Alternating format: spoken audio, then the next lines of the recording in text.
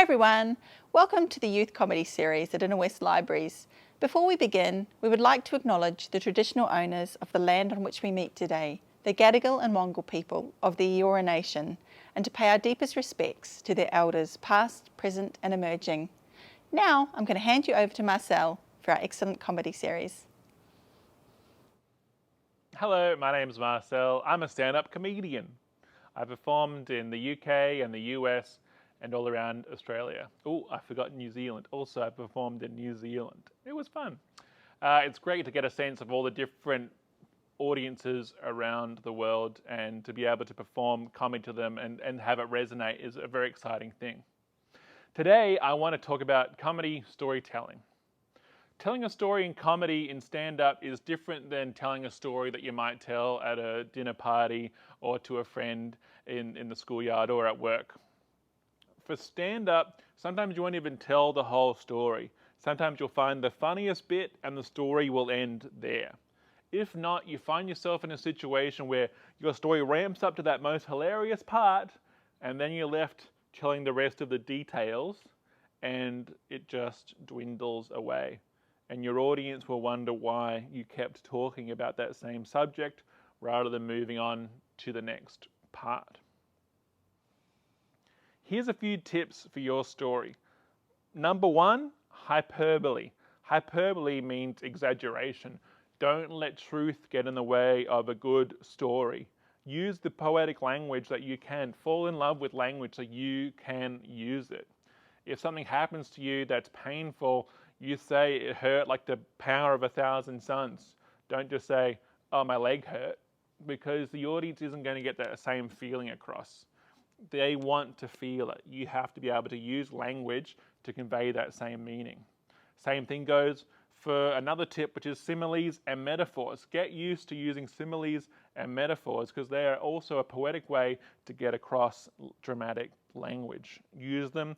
Some comedians use them for most of their jokes. Just that same formula of that was like, and then funny thing there. It can just be a nice little formula for just setting up easy joke writing. It was like, and then funny simile. It's a clear, easy thing. Also, the rule of three is also a key comedy tool to use, and that is just a pattern. Usually the rule of three is two simple things followed by one funny thing. The first two set up a pattern. They set up two things that you should have in your head, and then the third one breaks that pattern, and that's how it works. Us as humans are so familiar with patterns that we love that sort of thing, and the rule of three is such a simple joke tool to try out. The other is callbacks.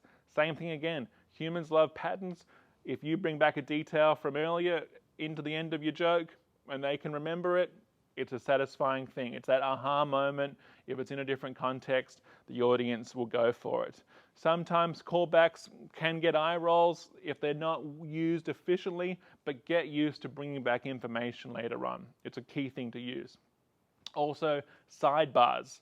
Sidebars are a way for you to go on a tangent. If you think your story isn't full of stuff, if you think the story of me getting run over by my mum in the driveway when I was 7 while roller skating doesn't have enough stuff in it, maybe I'll do a sidebar and talk about the day that I got those roller skates. I'll talk about the moment at Christmas, and I'll do a quick little story off to the side before going back to the main story, which is about the incident in the driveway. Or maybe I'll talk a little bit about my mum and do a sidebar about her. If I can find a joke there, then it's worth doing. A challenge that I'll give to you is when you're writing your story to go off on some sidebars and explore some of those paths to see if there's any comedy potential there. My last challenge to you is write a true story. True stories are always the best.